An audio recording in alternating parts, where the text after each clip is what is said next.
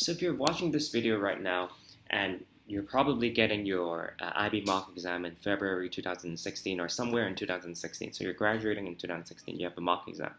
Well, I want to tell you a very simple fact is that 80 to 90% of schools for their IB mock exam, they like to use the IB past paper from the previous year. So if you're doing your IB mock exam in 2016, it is very, very likely that your teacher will give you the paper in 2015 May. Okay, so today I'm going to share with you the solution, my solution to IB 2015 May IB Econ HL paper 1. Okay, so but due to copyright reasons, we can't use the IB past paper, obviously. So what I did is that I created my own questions. But these questions that I've created are actually asking the same kind of concepts as the IB past paper 2015. So if you watch this video and you know how to answer the questions I explained in this video, it is very, very likely that you see these exact same questions show up in your IB mock exam. In fact, I would say it's 80 to 90% chance, because most schools use the 2015 IB past paper for their mock exam. Okay, so let us begin with the first question. Okay, the first question says, explain 2 ways in which a government can reduce excessive monopoly of a firm, monopoly power of a firm. So first you start off by defining, right? I think you should define monopoly and monopoly power. So when you define monopoly, basically what you want to do is list 3 characteristics, right? So here I've listed no close substitutes, high barriers of entry, one firm dominates the market, right? So these are the 3 characteristics of a monopoly, right? So what does it mean when a firm has monopoly power? Monopoly power, I think there are 2 main characteristics. When a firm has high monopoly power, it means that it has a high price setting ability. What this means is that they can set very high prices and their quantity demanded wouldn't be affected much. They can set very high prices. They don't have to sell at the market price, right? They can set high prices and still get sufficient levels of quantity demanded. High market share, that's another key feature of a firm with high monopoly power. Okay, well, what actually gives a firm monopoly power? I would say it's mainly barriers to entry. Whenever you have barriers of entry, you prevent new firms from entering the market. And because you prevent new firms from entering the market, you give the firm monopoly power. That firm that is in the market will have high levels of market share. They don't have competition, right? So they can have high price setting ability as well. So now this is how the government, this question relates to the government. So how can the government reduce or remove barriers of entry? What are barriers of entry that are imposed by government in the first place? Well, the first one is licenses, and the second one will be patents, right? For example, in Hong Kong, in order for you to run a television channel, you have to have a license from the government.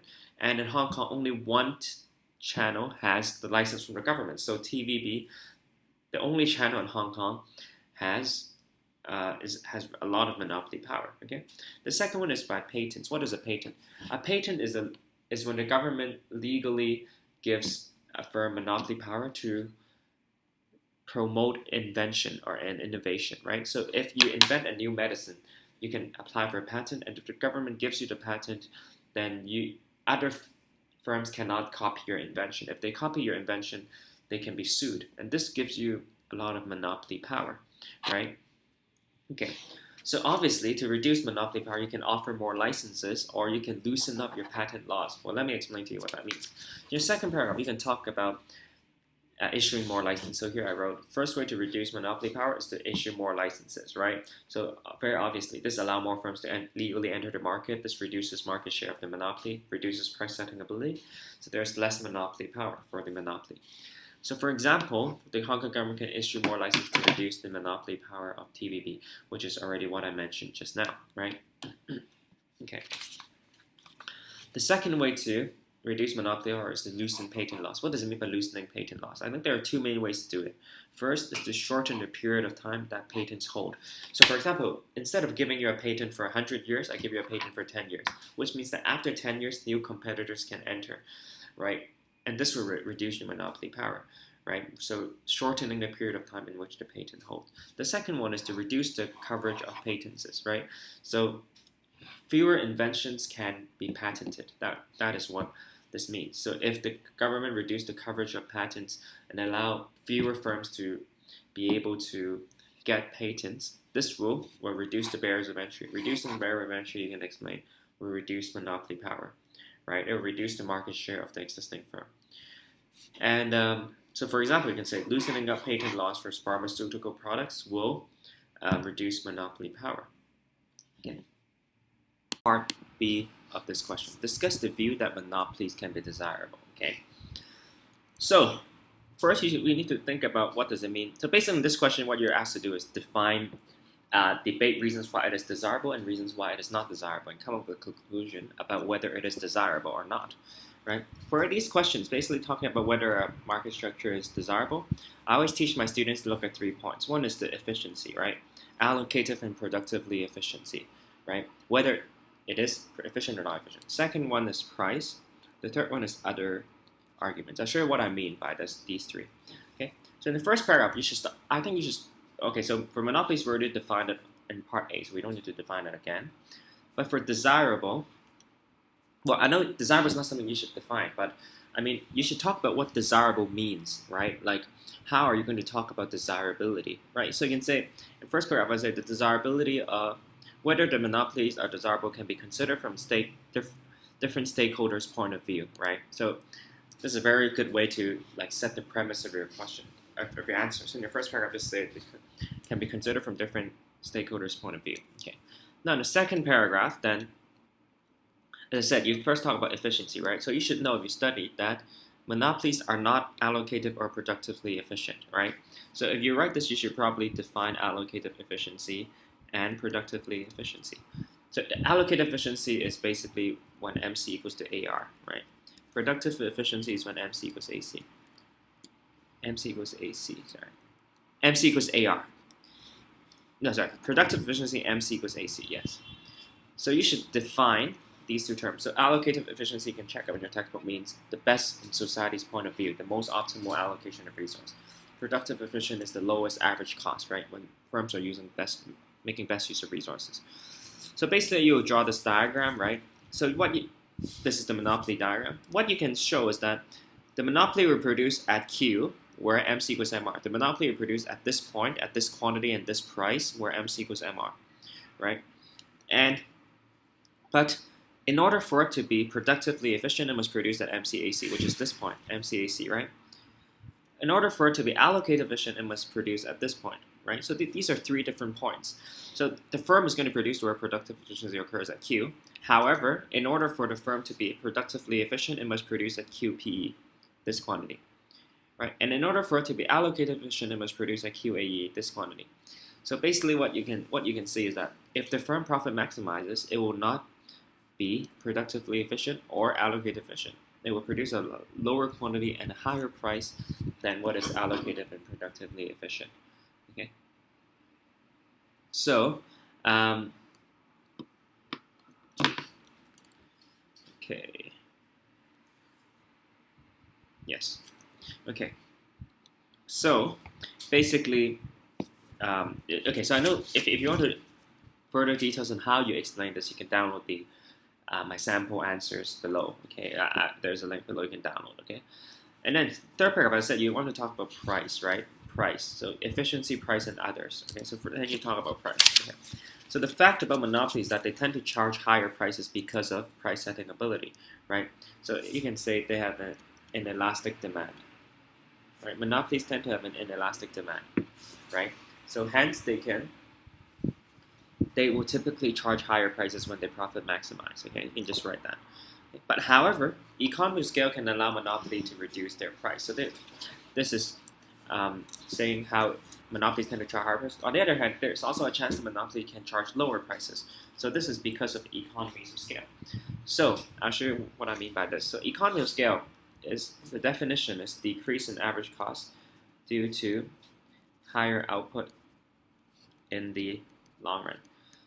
Right? So as the firm produces a higher output over the long term, their average cost goes down, right?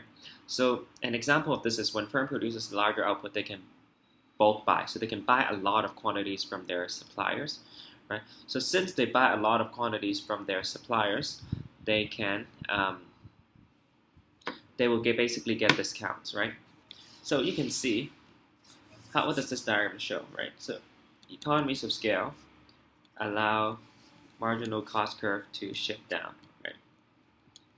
So as the average cost of the firm goes down, the marginal cost curve shifts down as well, okay? So you can see what happens here is that initially the profit maximizing quantity is here and the profit maximizing price is here, right? This quantity, or MCMR, the price is according to the demand curve, so you go up here, this is the price. After economies of scale, the MC curve shifts down to here. Now the profit maximizing, the profit maximizing, so this is a new MC curve. The profit maximizing quantity is now here at Q2, it's here, MCMR. And the price will be here, right? So the whole idea here is that the profit maximizing price and quantity decreases. The profit maximizing price decreases and profit maximizing quantity increases when the marginal cost shift down. So you can say, obviously this means that, so monopolies can charge higher prices, but, so this is like a contradictory argument, okay? So it really depends, okay? Now, the fourth paragraph, we talk about the main, so now we go on to others. Right. The main other thing you can talk about for monopoly is that they can have the ability to innovate. Why? So this is due to abnormal profits. Okay? So the whole idea here is that monopolies, because of high barriers to entry, they don't have competitors, right? Because they have high barriers to entry. They can continue to make abnormal profits in the long run. If you're in some other market structures, such as monopolistic competition, when you have abnormal profits, you get more competitors. And because you get more competitors, you can no longer earn abnormal profits. But for monopoly, because of barriers of entry, they can keep earning abnormal profits even over the very long term. Okay, so because of this, they can do research and development and innovate. Okay, so why is this good? So you can say this increases economic growth, right? Because invention of new technology and research and development increases the productivity of factors of production, right? So this increases the LRAS and increases the potential output of the economy, you can say, or increases the economic growth, okay? So an example would be Google. Google is a very famous monopoly that have done a lot of research and development due to the annual profits that they make, right? Okay. So again, I know I'm going a bit fast, but if you want to see details of how I explain this, you can download the link below, click the link below, and fill in the form and get the free solutions that we offer. Okay. So the whole idea here is that monopolies can innovate because of abnormal profits. Why abnormal profits? Because of barriers of entry. Okay. Now conclusion. For conclusion, I think there are a few ways you can conclude. First, you can look at different stakeholders, right? So you can say it's desirable to certain stakeholders in certain situations, right? So, for example, you can say firstly, it is desirable for firms because they can earn abnormal profits over the long run. For consumers, they may benefit from the research and development, but they may also be harmed because of the higher price, right? And for society, you can say it's generally not desirable because it's allocative and productively inefficient, right? Okay. Then you can say it also depends on the ability or the willingness of the monopoly to innovate. So if the monopoly is willing and able to innovate, such as Google, then it can have huge benefits to society and to consumers, right? But some monopolies, those that have very high barriers of entry with no potential competition, they may have no incentive to innovate. Therefore, in these types of monopolies, consumers are not benefited. Right? So, for example, like you can talk about TVB, right? The television station in Hong Kong, they do not innovate. There's no incentive for them to do that because there are very strong barriers of entry and no potential competition. Thirdly, you can use long run and short run. I would say in the long run is desirable because in the long run, the research and development can increase growth. But of course, research and development, the benefits of research and development does not come in the short term. It can take many years for research and development to have benefits, right? Therefore, in the short run, monopolies tend to be less desirable because they're inefficient and they tend to charge higher prices. But in the long run, they can be more desirable because the benefits of research and development comes in the long run, okay? So now, let's talk about the macroeconomic section, okay? So, part A, it says, explain how government spending on infrastructure and firm spending on research and development can lead to a shift of the LRAS. So first, let's start off by defining the terms. LRES is the planned output by firms in an economy in the long run, right? So of course, you should also define the long run. Long run is when wages adjust to changes in average price level, right? When wages adjust to changes in average price level. Very simple, okay? So in the long run, when prices go up, wages also go up. That's the definition of long run in macroeconomics. Okay, so these are just definitions, just memorize them. Okay? Another thing that I think is worth defining would be infrastructure, right? So what's infrastructure? So infrastructure, the IB definition is this, is a type of capital good. So capital good is one of the factors of production, right? It's a type of capital good. So what's capital good? It's a type of factors of production used to produce other goods, for example, machinery, right? That's capital good. And infrastructure is a type of capital good. Okay? So it's generally produced by the government. Okay? So examples include roads, bridges. Okay? So now let's recap what are the main features of the LRES. What causes the LRES to shift? It's factors of production, right? When your factors of production become more productive, or if there's more quantity of factors of production, the LRES shifts right? So I think you can also talk about this in your first paragraph. So you can say the LRES shifts, right, due to changes in the quantity or quality of factors of production, right? So factors of production include land, labor, capital, entrepreneurship, right? Yeah. So paragraph 2. Okay, so we talk about the effects of spending on infrastructure and firm spending on LRES, right? So both of these things obviously increase the LRES. It's pretty obvious, right? So you can say government spending on infrastructure increases LRES, right? Well, why is this the case? So you can say it's because it increases the quantity of capital goods in an economy, right? So this is pretty obvious. So you can give an example. So for example, like new highways, right? It's a type of capital good. Okay.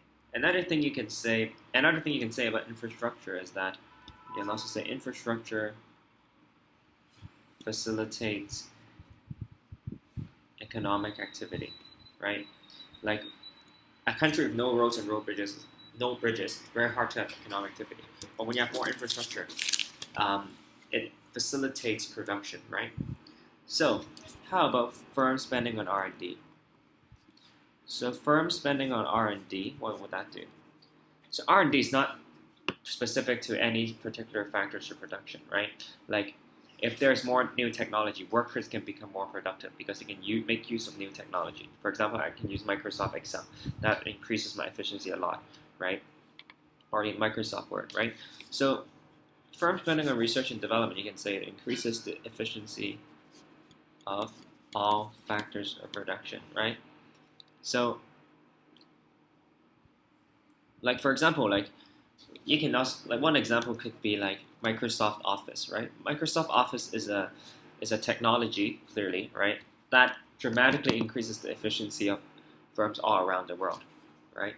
And this helps to increase the efficiency of all factors of production. Okay? So in the end, you want to draw a diagram, right? Draw the LRES shifting, right? Okay. So you can say, so the effect of both government spending on infrastructure and spending on research and development will lead to a rightward shift of the LRES. Okay, good. Evaluation question, as always, for 15 marks. Evaluate the use of interventionist supply-side policies to increase growth, right? So first, let's talk about what are interventionist supply-side policy. So we define it in the first paragraph. Interventionist supply-side policy, what does it mean? So first of all, what are supply-side policies used for? It's used for increasing LRES, right? So hence you start off by policies to increase LRES through. So it's interventionist. Interventionist basically means the government is very actively and heavily involved, right? So you can say Increase LRAS through active government involvement. Okay? That's essentially what supply side interventionist supply side policy means, right? So economic growth. What are economic growth? What is economic growth? Well, it would mean the increase in real GDP. Very simple, right? By the way, one thing you want to do in the first paragraph is to give examples of interventionist supply side policy. What are some examples? So spending on infrastructure would be one. Another one is spending on education. So spending on education, it increases the productivity of labor force, right? And healthcare as well. So these are the most common interventionist supply side policies. Okay, so this question actually is a very typical question. Whenever I teach supply side policy, I teach students how to answer this type of question, whether or not supply side policies can increase economic growth. And when you talk about these types of questions, I think the best way to look at it is looking at it from different perspectives. So first, there's a neo-Keynesian perspective, there's a neoclassical perspective, and then there are some other arguments you can talk about, right? Okay, so other general advantages and disadvantages. So first, let's start off by talking about the Keynesian perspective. Well, from the Keynesian perspective, actually, it all so you don't need to copy this down your own. It all depends on where the position of the economy is at. So let's say the economy is here. When you use supply side policy, you just do this, right? The actual output of the economy stays the same, it's still at Y here. But if the economy is already at full employment, and if you increase AS, you can see this helps to reduce inflation and increase growth, right? So according to the Keynesian perspective, the ability of supply side policies to increase economic growth depends on the position of the economy. Here we talk about the Keynesian perspective. So what you can write is that it depends on the position of the economy. So the two diagrams you should draw is this one. So I'll be brief here because of limited time. But if you want a detailed answer, you can go download the full solutions that I have, as I said.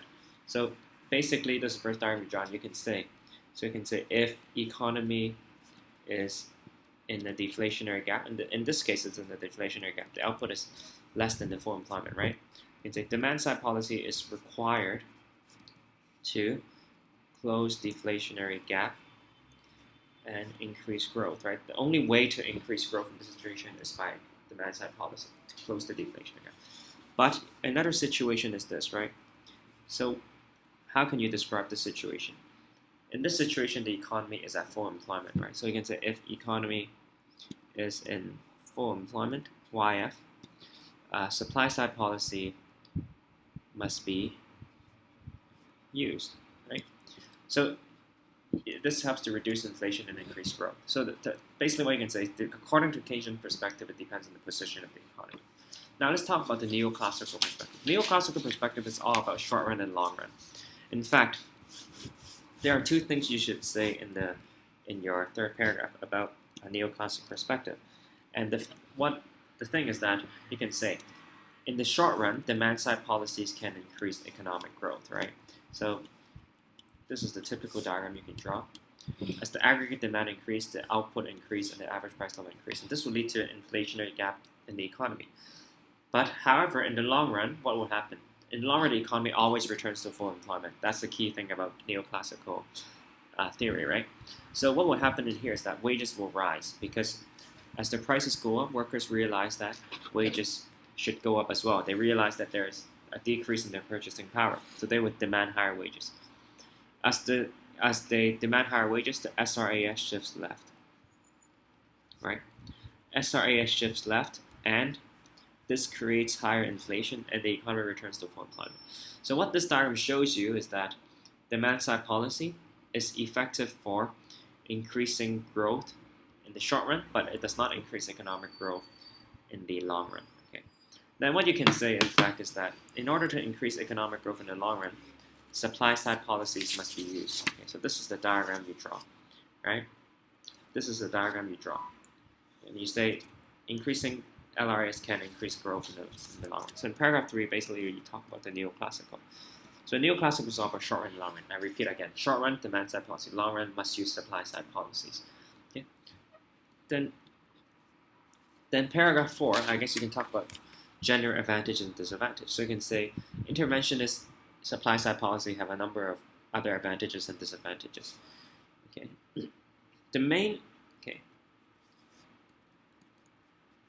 So let's talk about disadvantage first. So disadvantage is long time to take effect, right? So for example, infrastructure takes a long time to build, right? And improving education system of a country also takes a long time. So there can be, it does not have immediate effect, right? The second one is not guaranteed to work. So for example, government spending to improve education may not necessarily be effective in improving the quality of education. It's a very complex matter, right? Okay. So one advantage is that you can say if interventionist supply side policy, if interventionist policy involves government spending, AD will increase in short run. So what that means is that if the economy spends on building infrastructure, actually due to higher government spending, aggregate demand also increases. Government spending is part of the aggregate demand, right? So aggregate demand also increases.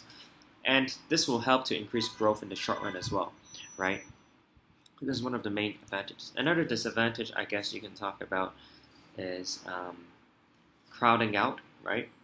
So if you don't remember what this is, check your book. So basically crowding out is about government spending, right? If government spending is too high, the government may need to borrow. And if they borrow, that increases interest rates, and then domestic consumers and producers will invest less. But anyways, so crowding out is a disadvantage that involves government spending. I don't want to explain this in detail here, so you can read your textbook. But yeah, so you can talk about these general advantage and disadvantage. Now, conclusion. So whether it is effective, right? So I guess you can use the it depends approach. So you can say it depends on the position of the economy, right? According to Keynesian perspective. So according to Keynesian perspective, it depends on the position of the economy. Okay? So you can say according to neoclassical, what does it depend on, right? You can say in short run, it is effective, but in the long run, it's not effective, right? And I guess overall, interventionist supply side policies tend to be more effective in the long run, but not in the short run. But there's no guarantees that it will work, right? So the government needs to carefully plan out its government spending. Okay. So this is it. Okay. So I hope you found this video useful, and I'm very sure if you go through it and download the solutions that we have, revise it, listen to this video, you'll do very well in your IB mocks, right? That's really what I hope for you. Okay, so see you next time.